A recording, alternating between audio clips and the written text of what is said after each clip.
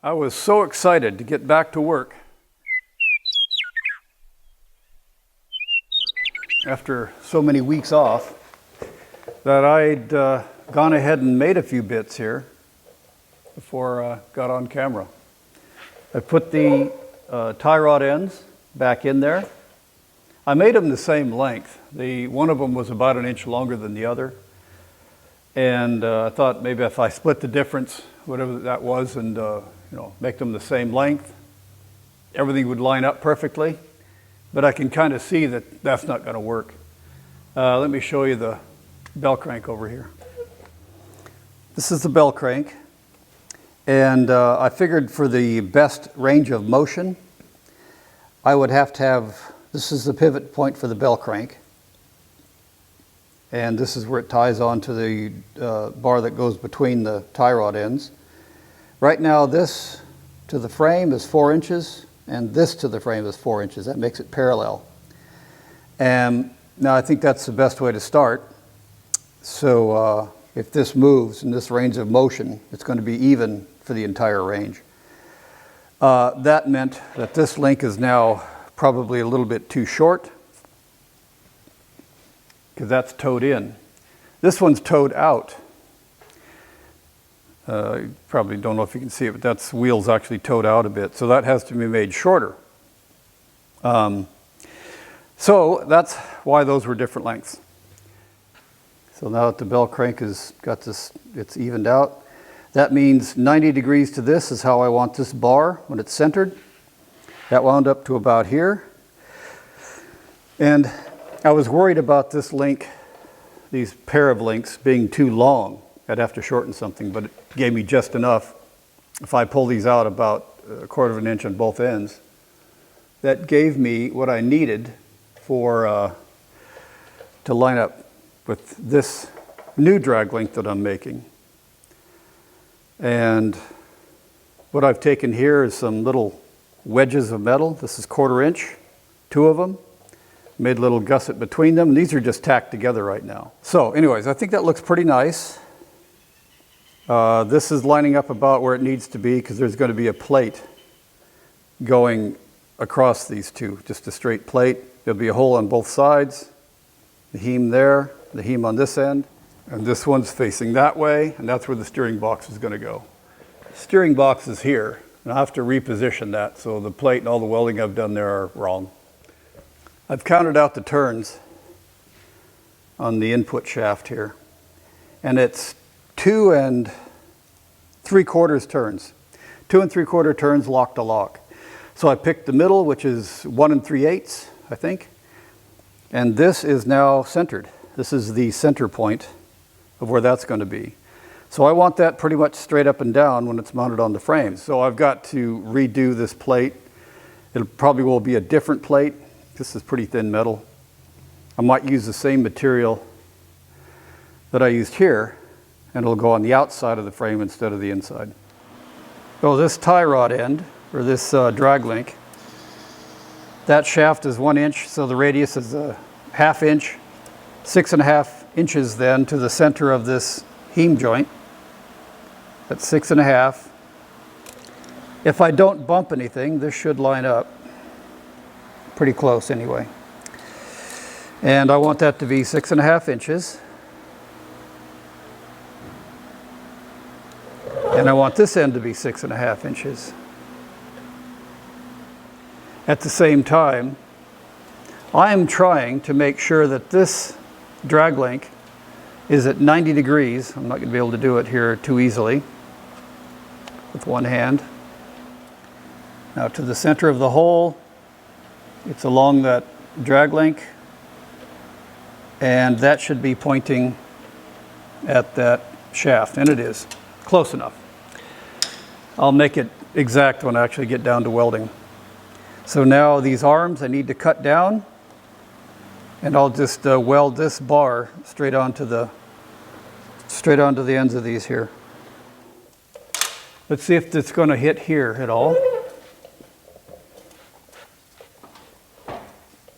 That's a good free swing. That's a good free swing, no interference. Put it back straight. Yeah, that's good. Okay, with that in place and that's tested, let's look at the steering box. Ignore my Rube Goldberg spacer box there.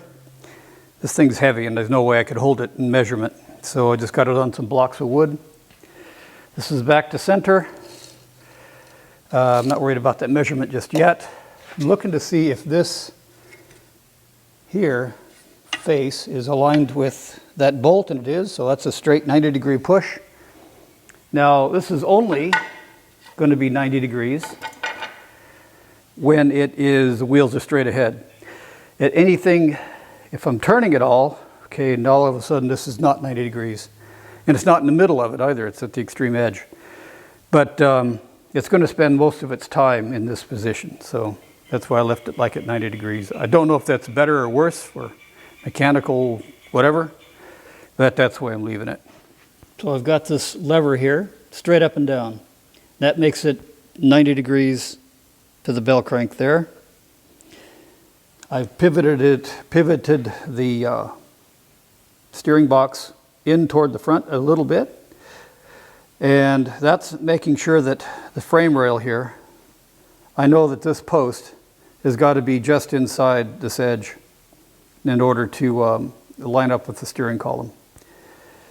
And I've also had to tilt it forward, nowhere near as the extreme as it was before, but that's again to get this lever straight up and down when it's at the middle. That's at the middle of its stroke. The other thing I had to measure from this center line, it's 15.5 inches before it interferes with the truck. And I'm going to be clear of it by about 1/2 inch, 3/4 of an inch, and that should be good. So I won't hit the front of the truck up inside there. Making great strides here.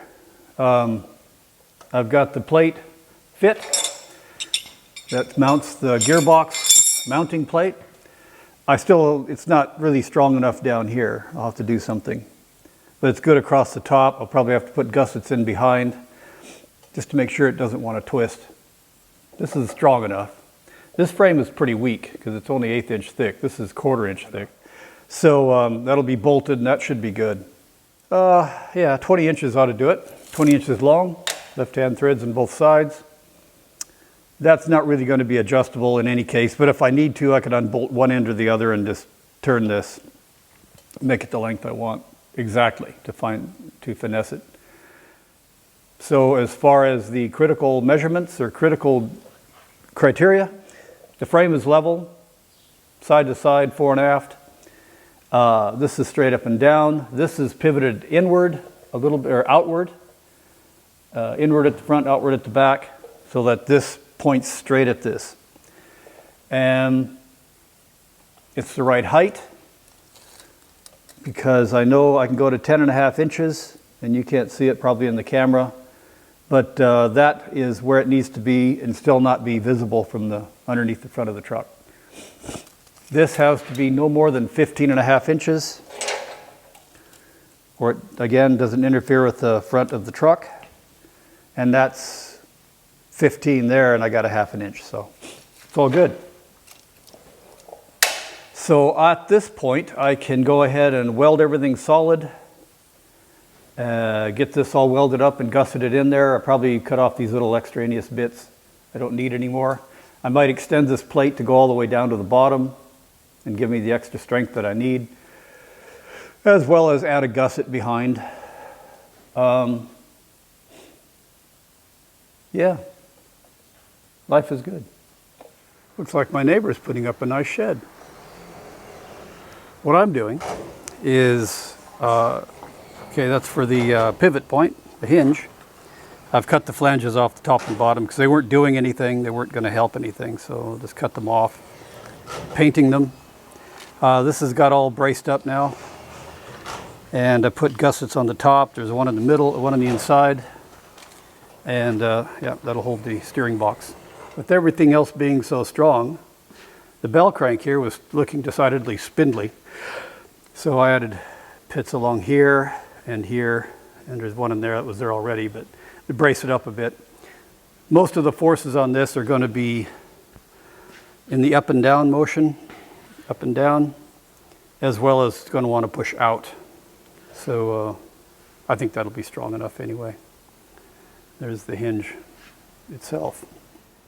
Before I get distracted with too much else, I wanted to sort of do a very basic alignment. I've left that bell crank there centered, and I'm just doing a very basic alignment on the two front wheels here, so that they align with the rear wheels. And how I'm doing that is not scientific. I'm just using a straight edge here.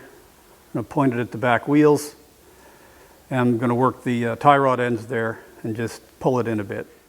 I'll do what I can to not block what I'm doing. It's going to make it kind of awkward for me, but it's the only way for the camera to see what I'm doing. I'm going to loosen up the link here, the little clamps, and just make these come together so that it toes in a bit. The wrong way. No, right way, okay.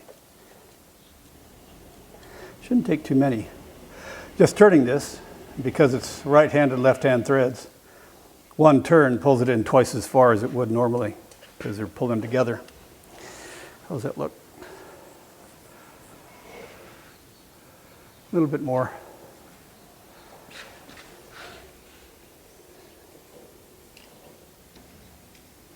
That's as far as it wants to go. Something on the inside's interfering. Oh, the ends are hitting here. I have to cut this one off a bit. It's too long. So I've cut this off about 3/4 of an inch. That's still, the majority of this is still inside that link. So that'll be good. I'll go ahead and put it back together and do this really crude adjustment. Starting point here is going to be this amount of thread and this amount of thread are equal, roughly. That looks good. Put them together and then adjust them as I need.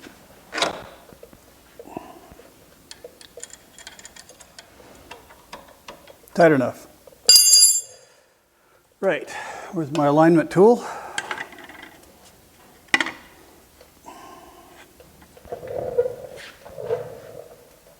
Still towed out a little bit. Let's bring it in. One turn.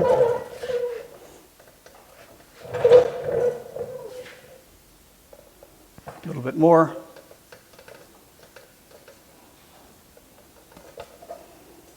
I'm doing full turns on the adjustment sleeve there.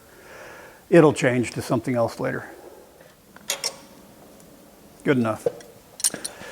Right, repeat to the same to the other side. Even though it adjusted up, I know this link is probably too long, or this piece here is too long. So I'll fix that up and move on to the next thing. This is the original tire from the fire truck, tire and rim. It's a 10 by 20, 10 inches wide, 20-inch rim, 40 inches high.